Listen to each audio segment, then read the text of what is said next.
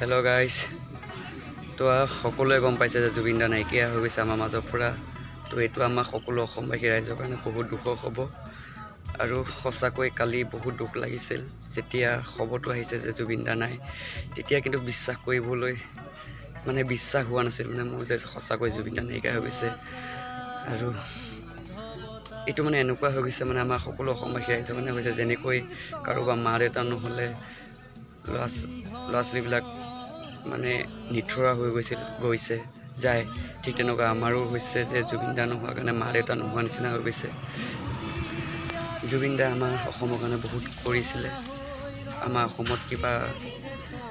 কিবা প্ৰব্লেম হ'লে জুবিন দা আগুৱাই আহিছিলে তো এতিয়া আমাক কোনে আগুৱাই আহিব তো সঁচাকৈ বহুত দুখ হ'ব আৰু জুবিন দা কি কৰা নাছিল যেতিয়া আমাৰ অসমীয়া ফিল্ম জগতটো নোহোৱা হৈ গৈছিল তেতিয়া আকৌ জুবিন দা ধৰি ৰাখিছিলে আকৌ নতুনকৈ ফিল্ম আনিছিলে তেতিয়া আকৌ আমাৰ অসমবাসী ৰাইজে আকৌ অসমীয়া ফিল্মক আঁকোৱালি লৈছে তো মানে এইবিলাক কথা মানে কেনেকৈ পাহৰিব পৰা যাব কোনো পাহৰিব নাই জুবিন দা আমাৰ মাজত সদায় থাকিব গোটেই জীৱন চিৰজীৱন থাকিব অমৰ হৈ থাকিব জুবিন দা আমাৰ মাজত আৰু মানে এইটো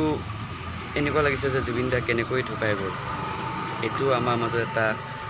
প্ৰশ্ন হৈ উঠিছে মানে কোনো পধ্যে বিশ্বাস কৰিব পৰা নাই যে জুবিন দা আমাৰ মাজত নাই তো সঁচাকৈ বহুত দুখ লাগিছে আৰু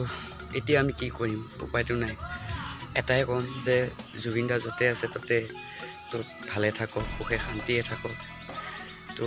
আৰু এটা কথা সঁচা জুবিন দাৰ দৰে ভাল মানুহ আমাৰ এই অসমত আৰু অসম বুলি নহয় এই পৃথিৱীত কেতিয়াও নোলায় সঁচাকৈ বহুত দুখ লাগিছিল কালি তো দুখতে মোৰ মাত ভাগি আছে তো গমে পাইছে আপোনালোকে এনেকুৱা দুখ মানে যেতিয়া মা নাইকিয়া হৈ গৈছিলে মোৰ তেতিয়াও তেনেকুৱা দুখ লগা নাছিল যেনেকৈ যেতিয়া জুবিন দা নাইকিয়া হৈ গৈছে তো যি কি নহওক গাইজ মোৰ মনৰ কথাখিনি ক'লোঁ আপোনালোকৰ মনত কি আছে আপোনালোকে কমেণ্ট কৰিব আৰু আমি বিচাৰোঁ যে জুবিন দা সদায় থকাটো বিচাৰিছিলোঁ কিন্তু জুবিন দা নাই তথাপিও আমাৰ মাজত অমৰ তো জুবিন দা য'তে আছে ত'তে ভালে থাকক সুখে শান্তিকে থাকক তো ভিডিঅ'টো এইখিনি আছিল আজিলৈ বাই বাই